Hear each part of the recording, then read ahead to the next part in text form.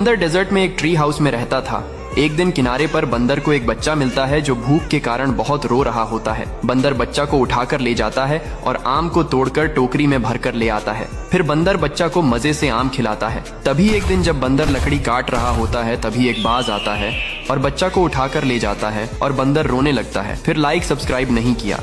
बंदर और कबूतर खूब मेहनत करके डिजर्ट में एक घर को बनाते हैं। ये बंदर दूर दूर से ईंटों को भरकर लाता है तो यह कबूतर भी बहुत मेहनत से दूर दूर से फलों को लाता है। अब धीरे धीरे घर बनकर तैयार हो जाता है और एक दिन बंदर उसी घर में आराम से सो रहा होता है। तभी अचानक से तेज पानी की बाढ़ आ जाती है और बंदर और कबूतर का घर टूटकर नष्ट हो जाता है। अब बंदर बहुत रोने लगता है क्योंकि किसी ने लाइक सब्सक्राइब नहीं किया।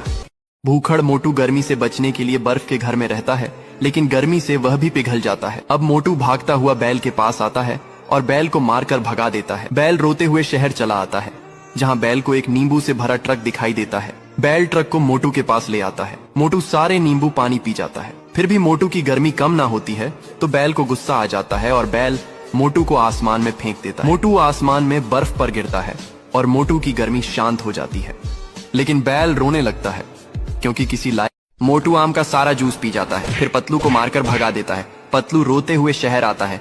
तभी पतलू को जाते हुए समोसा से भरा ट्रक दिखाई देता है। पतलू ट्रक को चलाता है और मोटू के पास ले आता है। मोटू मजे से सारे समोसा खा जाता है, लेकिन फिर भी मोटू का पेट नहीं भरता है तो पतलू को गुस्सा आ जाता है और पतलू मोटू को उठाकर आसमान में फेंक देता है। मोटू उड़ते उड़ते आसमान से एक बर्गर से भरे ट्रेन में गिरता है।